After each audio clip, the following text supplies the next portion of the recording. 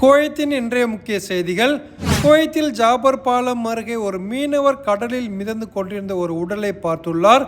உடனே குவைத் தீயணைப்பு படையின் கடல் மீட்பு குழு விரைந்து சென்று உடலை மீட்டு கடலோர காவல் படைக்கு ஒப்படைத்துள்ளது. இந்த உடல் யாருடையது என்பது இதுவரை தெரியவில்லை. இதை அடையாளம் காணும் வகையில் மருத்துவ பிரிவுக்கு அனுப்பி வைக்கப்பட்டுள்ளதாக செய்திகள் வெளியாகியுள்ளது.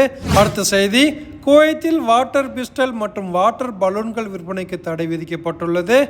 பிப்ரவரி 25, 26 தேதிகளில் குவைத் தேசிய தின கொண்டாட்டத்தின் ஒரு பகுதியாக இந்த தடை விதிக்கப்பட்டுள்ளது. இது தொடர்பான அறிவிப்பை குவைத் வர்த்தகம் மற்றும் தொழில்துறை அமைச்சகம் வெளியிட்டுள்ளது.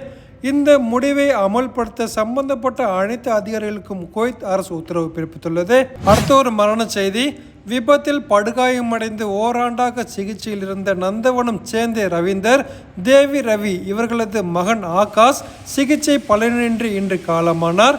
அவர்களை இழந்து வாடும் குடும்பத்தினருக்கும் நண்பர்களுக்கும் எங்களுடைய ஆறுதலை தெரிவித்துக் கொள்கிறோம்.